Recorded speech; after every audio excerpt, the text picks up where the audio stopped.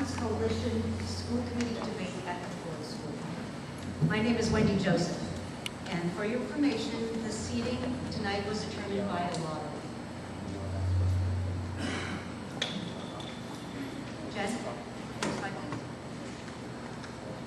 The Highlands Coalition would like to thank our hosts at the Ford School, all the workers who helped set up the space this evening, Jen McCarthy, Damon Banowski, and of course, Dr. Claire Crane.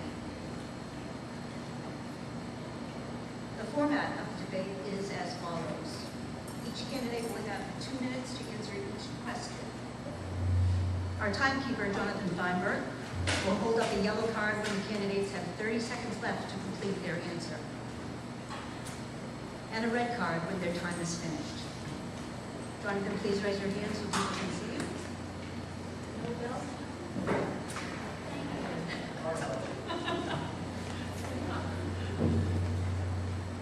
Mr. Feinberg's job is very important this evening as we have a lot of candidates to hear from. We will begin with candidate Melissa Romaniello.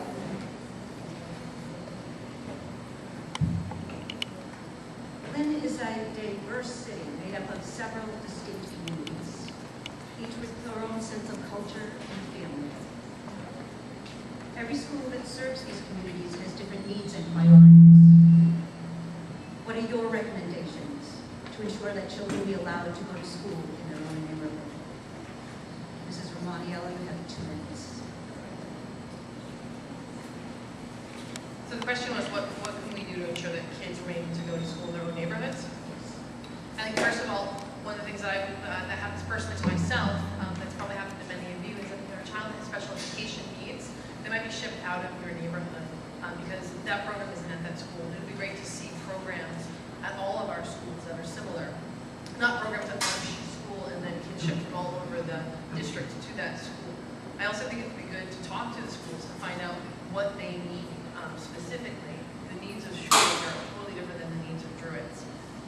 So finding out from those schools specifically what is their need, what do the people of their community need, what is that culture, what's going to keep people in that school, I think would be helpful. I also think making sure that all the schools have the same kind of funding. I know there wasn't anything that we could do about our 2 level 4 schools receiving $1.1 million each, but if our other schools in our communities had received that type of funding, they could have had wraparound programs, they could have had more social workers, they could have had smart boards. Thinking about that makes me think about that I forget Harrington or Connery has the only bilingual social worker in a community as diverse like this. And I think that those types of things, we can get them in all of our schools, would help keep our kids in the neighborhood schools. Thank you. Thank you, Melissa. We will now hear from Patricia Capano.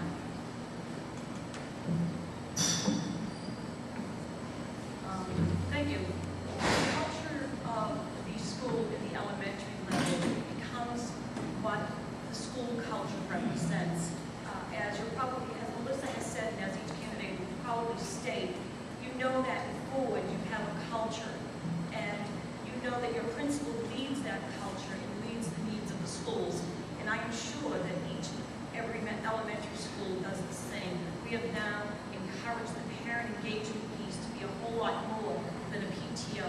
We encourage the parents to come right into the classroom. In the middle school, we encourage the parents through a grade book, and actually both middle school and high school. We allow them, we want you to get online so that you can be part of the school, part of the children's education.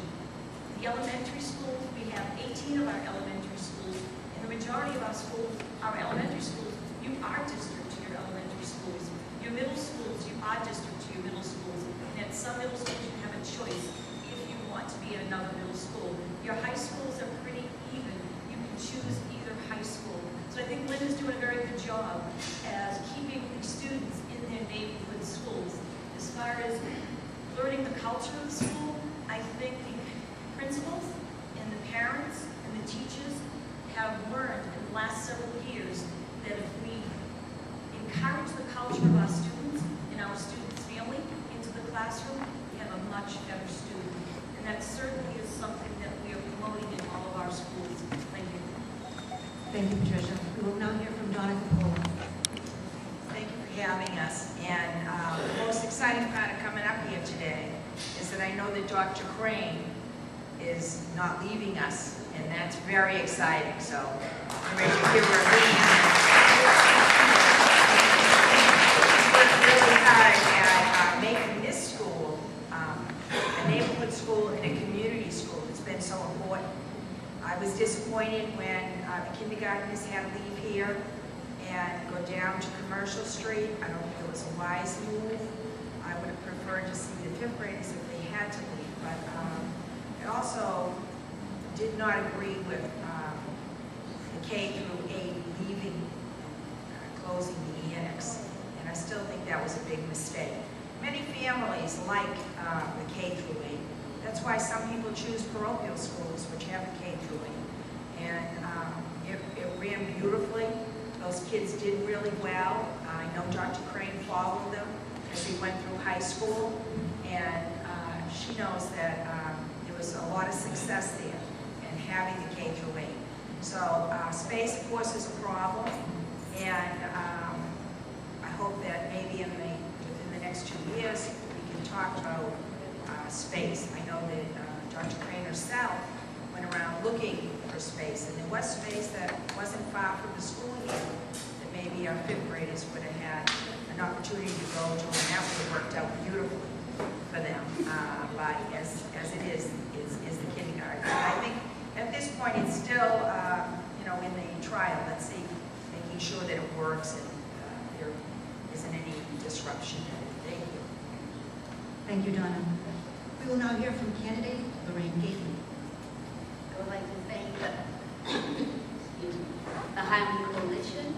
I'd like to thank you, Wendy, and Claire. Okay, thank you, Claire, for having us here tonight. Neighborhood schools are very, very important because you build a bond with your neighbors. You get to communicate and basically hang out with your neighbors. You learn together, you work together.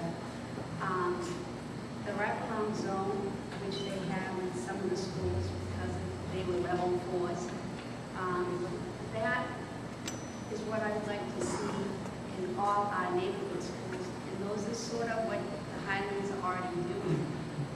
The Highland School has people coming back in the evening with Claire and being taught language. They have after-school programs, and I think that is going on in just about all of our elementary schools, I would hope, because it's a really important thing to bond. Today when I came in here, it was the second time I've been here since, probably 1960, because I went to the first grade in Highland School. I also went to the second grade here in Highland School. And I remember, and I have fond memories of this area and going to school here. So I understand the importance of neighborhood schools, and I think they are important. Kids should go to the neighborhood schools for the bonding and everything. Thank you. Thank you, Lorraine.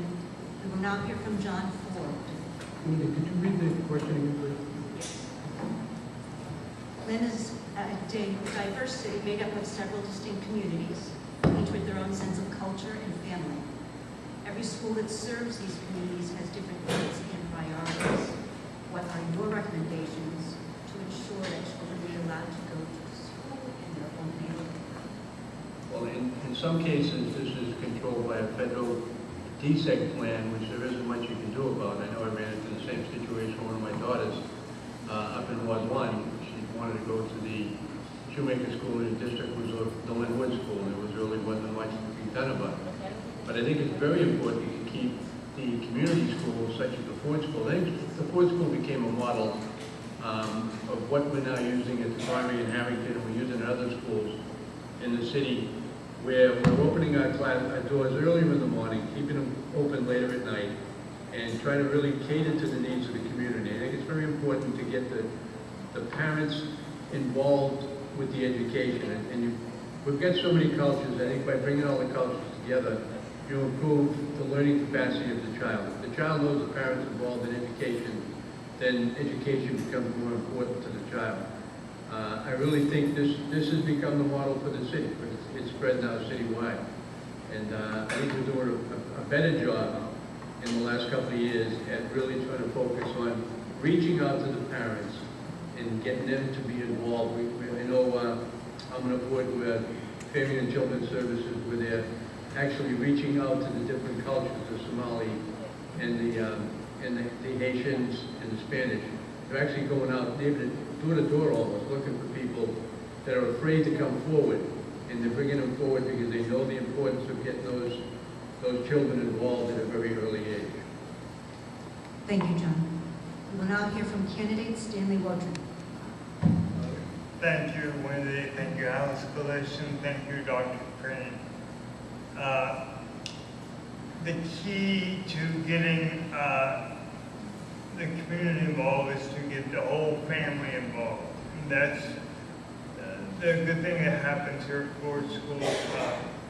You know, you have adults coming in the evening and kids in the day. And education is a lifelong process. And, you know, we talk about the models of the wraparound program with the Connery and the Harrington, but those all cost money. With the rest of the top money, and that grant is ending this year. Ford School has achieved their community involvement with $0. So it's just a matter of you know, reaching out, opening up, and letting everyone use the school. Thank you. Thank you, Stanley. We will now hear from Rick Starbird. Good evening, everyone, and I'd like to thank the Highland Coalition and the Ford School for hosting tonight's debate. Thank you, Wendy. Every school in the city has its own culture, has its own spirit, and that spirit comes from the top. It comes from the principals, the staff, the faculty become part of that spirit, and that's what kind of goes out to the community. And the more welcoming the principal is, the better the system works. I mean, all we have to do is see the good that goes on every day up here at the Ford School. That being said, you know, I agree that every kid should have the opportunity to go to school in their own neighborhood. In fact, it's our policy.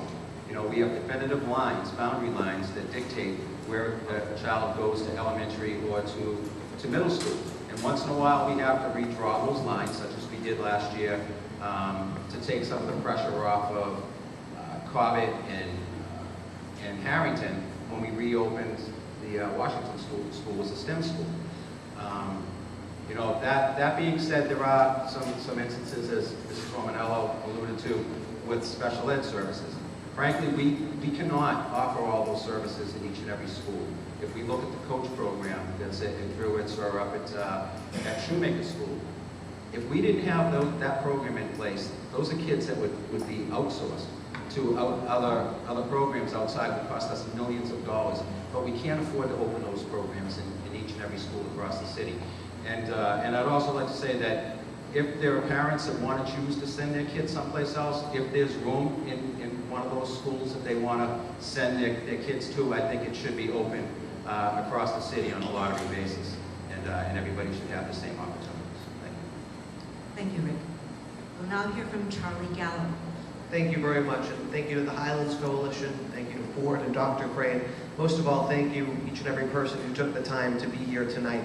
My name is Charlie Gallo. I'm a first-term member of the school committee, and the question was, how can we make sure that all of our students be allowed to go to their district schools? And Mr. Starbird's correct, that for the most part, our students are allowed to go to the schools in their district unless there is a special needs program that they need that's only available outside their district. But it really begs the question, you know, how can we make sure that students and families are comfortable with their school and their district? And I believe wholeheartedly in the community school model like you have here at Ford, the partnerships that exist. We see the NASA Explorer School flyer on the wall, and the new programs here like the Garden. Again, here at Ford, we're not closing the doors when the school bell rings. We're helping the parents, we're helping the families with GED programs, with English as a second language programs, and I think that's great, and it serves the need in the community. As school committee members, we need to be sure that we're looking at what does the district need and serving those needs.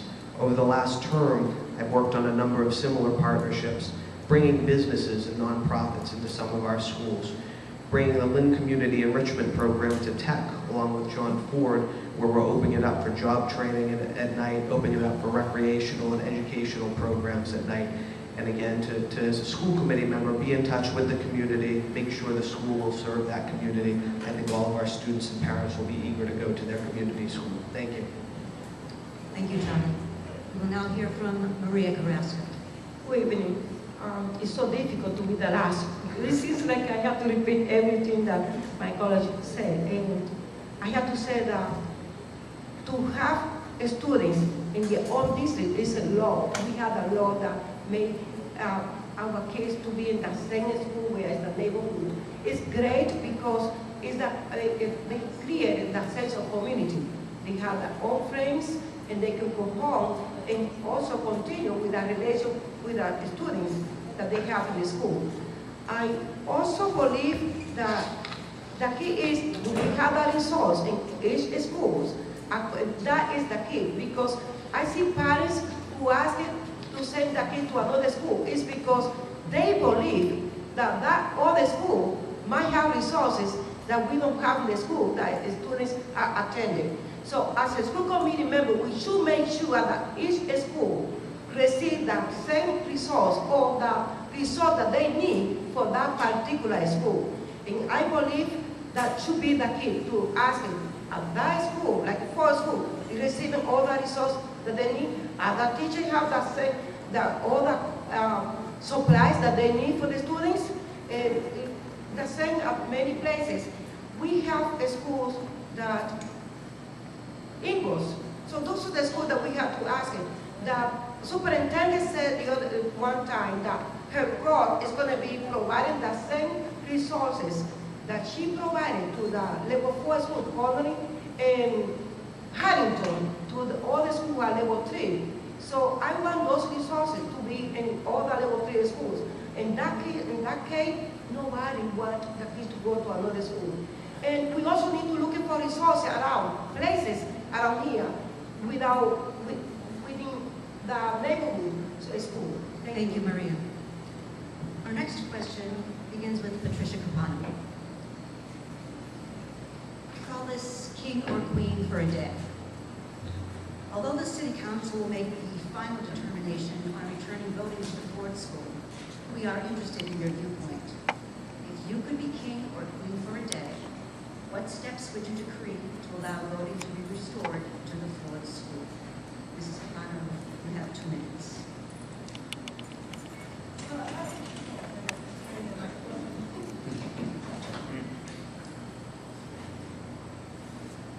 Playing along with the fantasy, I would just wave my wand and it would happen.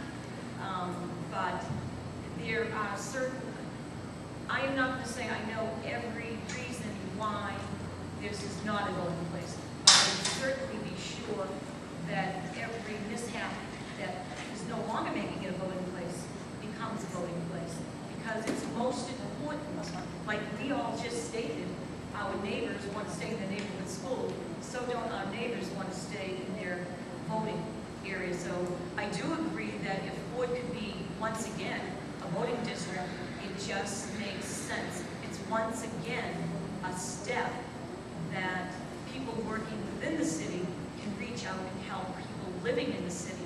It's logical, it makes sense to me, and it certainly would be something that I'd be more than willing to help to make those steps happen. Because to have to, we want people to vote. We had a 9.6% turnout in vote. We don't want 9.6% turnout. We would like 100% turnout. We would like 50% turnout. But if part of the hindrance is your voting location, then it's a duty of the state and the city to work together to make that something successful so that we can encourage people to come out and vote, not push people. Thank you. Thank you, Patricia. Mrs. Capola. I actually think that it should be restored. I don't think there should be a question. in regards to whether this should be a voting place. It's a hardship for people up in this neighborhood, and it is a long distance to North Shore Community College. It's not a question of finances, because Ward 1 has 3 locations that splits their ward for voting, and so, you know, if they can have 3, one ward can have 3, why can't, you know, this ward have 2 spots to vote on? But I think it has caused a hardship for the neighborhood, and I think that if you ever got the votes back, I hope that you come out in droves to prove all these people wrong, that, you know, you are just not going out to vote, and that it was a serious hardship. Thank you, Donna. Mrs. Gately. This is a new issue for me, but if I was a queen for the day, I would try my hardest to find a way to get voting back here at Ford School. I don't know what else to say. A queen for a day could say, all right, these people, they need their voting back. And you could argue with people and talk to people and make discussions and make the point that there should be a place for people that are in the Highlands to vote, period. And then really try to follow through with that goal. I don't understand personally why it's not here. I don't have a lot of background in this, so I don't really want to speak a lot about it. And I apologize on that, not knowing about the Ford School dilemma with voting. But if it's hindering you to vote, then we need to work hard. We need to correct that error. Thank you. Thank you, Lorraine. Mr. Ford. Well, if I was king for a day, I would restore all the voting places. I know it was an economic cause for limiting the number of voting places, but I'm on Mass Senior Action. It's difficult on the seniors, difficult for people with disabilities. Mrs. Capano alluded to the fact that it was a 9.6 voting turnout. My dad was in politics years ago, and the plurality was already around 42%, and they had good voter turnout. And I think by limiting the number of polling places and making it less convenient for the people to get to the polling places, you're obviously going to, anybody that was marginal as far as whether they were going to vote or not isn't going to bother. But if you make it convenient for them and you make the polling places more numerous, I think you'll get a better voter turnout.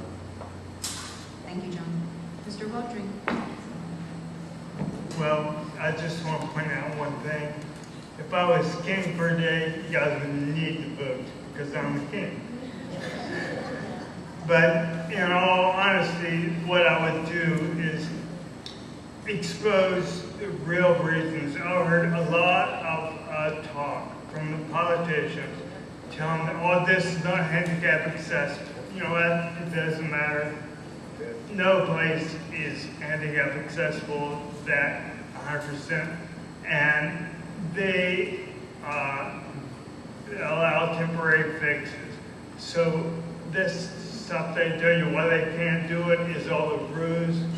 I would just expose the truth, and then, you know, the voters would speak. Thank you, Stanley. Mr. Starbird.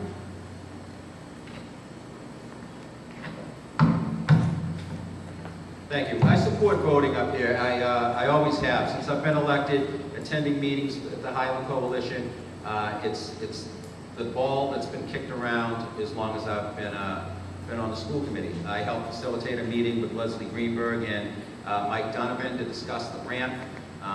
You know, you hear the ramp's not compliant, then it is compliant, then it's a bump in the door, then we can fix the bump in the door. If we can fix the restrictions, and I think that it can be done relatively inexpensively, then we should restore voting up here. I mean, it is a hardship for a lot of people to get from up here on the hill down to the college. Frankly, I think people should be able to vote anywhere that it's the most convenient. You know, I vote up at St. Pius, but I work in Revere. I'm closer to Tech. I don't see why I shouldn't be able to go in. prove who I am and vote right there. In this day and age, 2013, with computers being what they are, I don't know why you have to parade yourself all over the city, but we should make it as convenient as possible for people so that they can go out and exercise that right. Thank you, Rick. Mr. Gallo? Thank you. So I think I heard Ms. Capano mention a magic wand, and if I was king for a day, I'd ask her to borrow that wand and restore voting not only here, but throughout the city. I think it would be great if folks could walk to their polling place, not only here in Ward 4, but in Wards 1, 2, 3, 5, 6, and 7, so that everybody can vote in an area that's close to their home. In other states, they have early voting. They also have voting by mail. They also have same-day voter registration, all measures that make it easier for people to vote, and I wholeheartedly support any of those measures.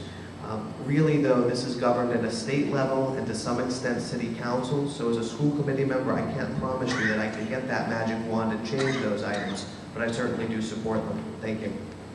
Thank you, Charlie. Ms. Roscoe?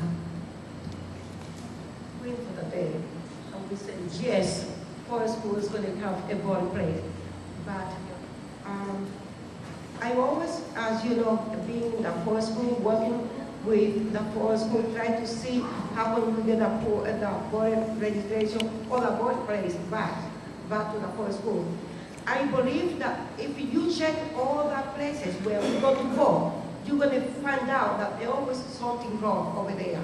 Something is wrong. And I was looking in the past, maybe 2 years ago, that many places where we go to vote, they are not perfect. They have something wrong. So, for the school, we have no public transportation around here. We have to, because it's not, and people say, yes, it's accessible. This place is around here, the neighbor has no public transportation to go to someplace out. Many people, they don't have transportation. It seems like we are taking away for the more vulnerable neighborhood, the civil right, because this is a civil right.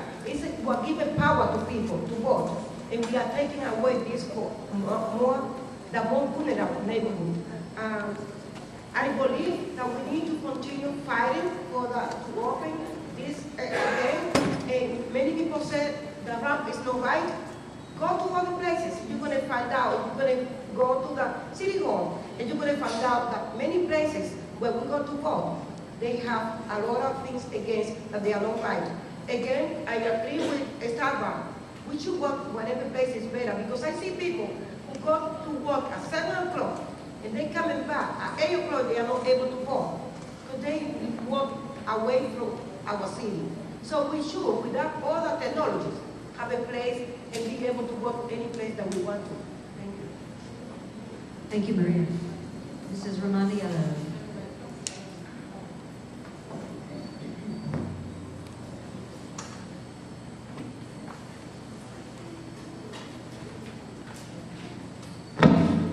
So I'd like to point out that not to parrot Donna, but if this was truly an economic issue, why does Ward 1 have 3 polling places? Why does Ward 2 have 2? If this was an ADA issue, I walked up a handicap accessible ramp. Doesn't the Ford School have a letter saying they're compliant? They do. It's not an ADA issue, it's not a money issue. The issue sits before the city council right now. It's your issue. You need to elect city councilors that are going to listen to your voice. You need to elect Ward 2 and Ward 4 councilors that are going to listen to you and bring back voting to the Ford School. You need to elect at-large councilors that are going to listen to you and bring back voting to the Ford School. That's it. Thank you, Melissa. Our next question begins with Donna Capullo. A brief scan of the school lunch menus, which is French toast sticks with sausage for breakfast and a hot dog with potato rounds for lunch, offering our children high sodium foods and empty calories. Do you feel the school lunches are addressing the nutritional needs of the students? What can we expect from the school committee as it focuses on this issue? Mrs. Capullo, you have 2 minutes. This is one of my first issues when I got elected many years ago, was try to make changes in the school lunch. And it is very, very difficult to try to make.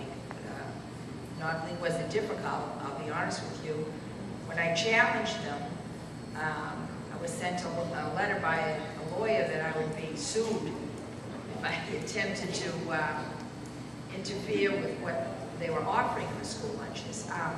There was at one point, though, that we were at least able to get fresh fruit rather than just the small little juice cups that were offered. We actually had oranges and apples and things that were fresh fruit. It is not a good lunch, and many of our kids here, that's their #1 meal of the day. So it is really, really important.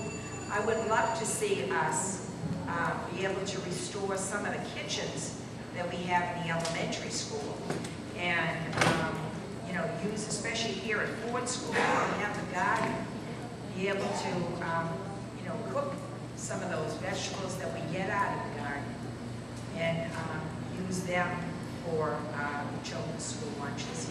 But if, you know, I think you need to find 6 people and elect them to the school committee, and that have a real interest in approaching it and really making a change in the food, because it isn't just 1 or 2 people. You absolutely have to have at least 4 people who really want to make a change on the lunch program for it to happen. Thank you, Donna. Mrs. Gately?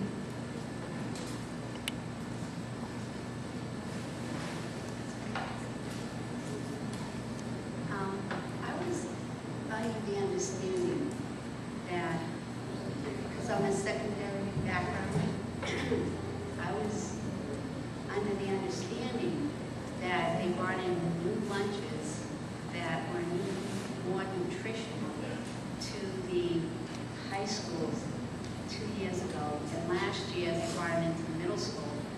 And if somebody was getting French toast, and what was it, lunch? The lunch was hot dogs and potato rounds, and this menu was from online middle school recent. It's so disheartening, because I thought that people were working on nutrition and getting more nutrition into the schools, good nutrition. My background in college was bioagriculture. I always studied good nutrition. I care about good nutrition. Every child in our lunch menu should have some serving of fruit and vegetable, some milk or some proteins. It's so important in your child's development and growth of their brains and all of their nutritional needs in their bodies. And if we are, like Donna said, going to provide lunches that are their primary foods, I would, for the day, I would wholeheartedly be on the committee, and I would be pushing for much better lunches than what you just read. That's appalling to me. Sorry. Thank you, Lorraine. Mr. Ford? I agree, I totally agree that the school lunch, I'm on Lynn Food and Fitness with Marianne O'Connor with the Board of Health. And last year, 2 years ago, we tried to do something with the food service contract, and it's renewed every 3 years, and it's coming up in another year.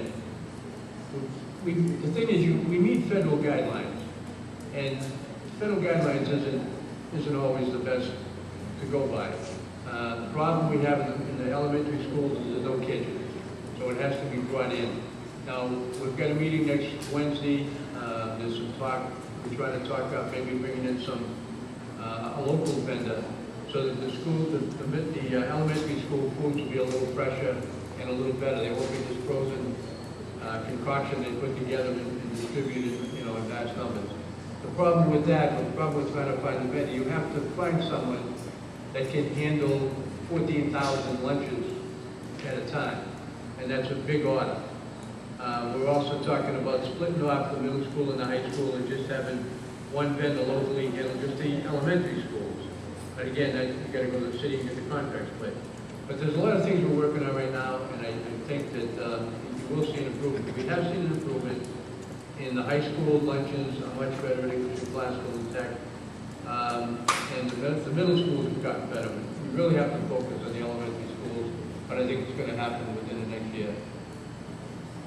Thank you, John. Mr. Wodry?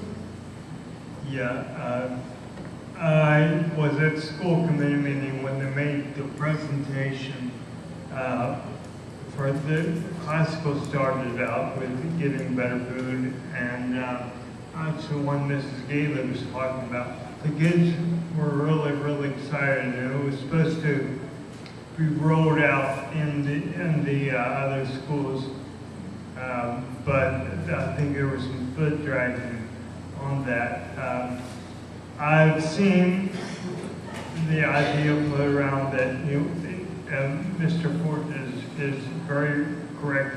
If we had a local kitchen making the lunches, it would be much faster. The lunches come from Pennsylvania.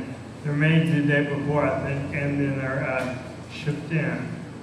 And it's not just about what food there is. We need to have a better job educating the kids on what is good to eat, because a lot of, you look in the trash can and you'll find a lot of the good, healthy food there. So I would really push the education. Thank you, Stanley. Mr. Stark? Thank you. I agree with what everybody else has said. You know, with the secondary schools, the middle schools, high schools, have their own kitchen. You know, you can make what you want. And to have that kind of food, especially what we've been working towards, especially in the high schools, that should be in the middle schools at this point. You know, Mr. Ford alluded to a couple of years back when this contract came up, he and I both advocated for a local company to provide lunches to the elementary schools, because, you know, the longer you go and you pre-make this stuff and then freeze it and ship it off, it's loaded with preservatives, it's loaded with sodium, and then reheated. There is a company that does this every day to, they've done even the Boston schools, locally, made fresh every day.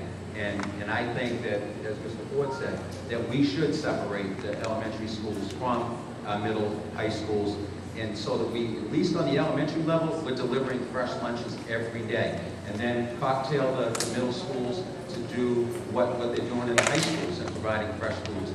I mean, if you look at the, you know, we passed a policy that you can't have junk foods in the schools anymore. They use the John Stalker A list. I would imagine that a lot of the stuff that's being served, such as you described, wouldn't even make that list. Thank you, Rick. Mr. Gallo? Thank you. I think one of the great problems of this generation is childhood obesity, and another is childhood diabetes. And here at Ford, you're doing a great job trying to change the culture on that with the garden, which has fresh vegetables and fresh fruits.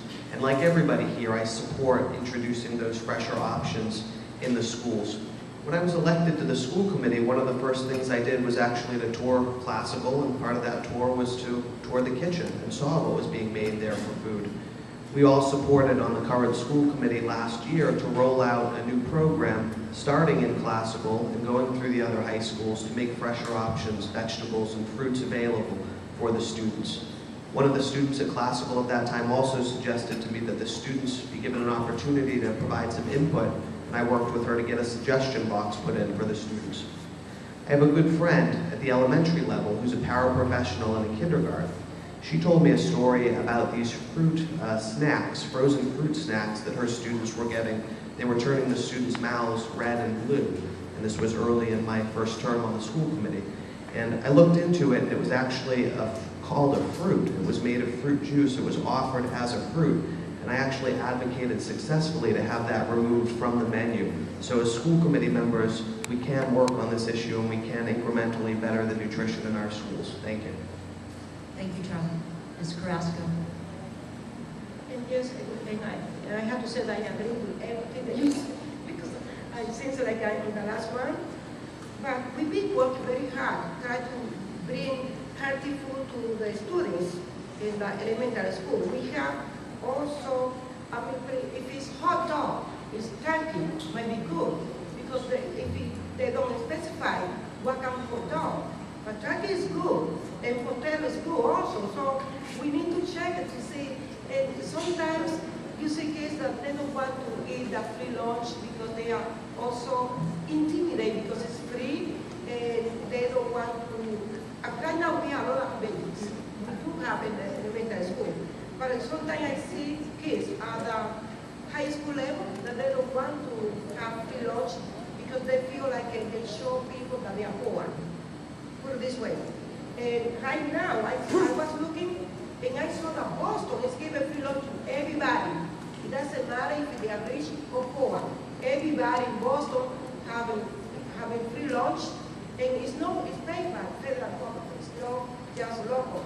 So we try to do that, and we're going to see more people eating don't pay, because sometimes middle family has a lot of issues that they can afford that. But I agree that we've been working hard to have healthy food for lunch and breakfast in the school. Thank you. Thank you, Maria. Mrs. Romaniello? Not to, again, parrot what Donna had said, but Donna hit the nail on the head. It's about electing a school committee that's going to work together to bring change to these issues. And again, like what Donna had said, it's not about one or two. We need 4. I want to be your 4th vote. If our schools have a kitchen, let's open it. Let's staff it. Let's bring more jobs into the school department. Let's bring our kids healthy, nutritious food. If we have a nutrition education program, let's just not educate our kids on what's nutritious as far as the content of their food, portions. Let's bring their families into the conversation and discuss nutrition on a family level, on a cultural level. We talked about splitting the schools, getting different vendors for the middle school, the high school, the elementary schools. There's still 18 elementary schools. That's still huge. What about lots of vendors? What about more smaller local vendors supplying our local elementary schools instead of having one supply all 18? Maybe 3, group them together. Have them supported locally. Have gardens utilized. Have food available to them that's nutritious. Like Charlie was saying, not fruit juice snacks. Let's give them fruit, let's give them vegetables. Let's prepare it in the way that they enjoy. Like the middle schools are doing, the suggestion box, the high schools. Let's ask our kids in different communities what they want to eat, what's nutritious, what do they eat at home, what would they like to see in school. Thank you. Thank you, Melissa.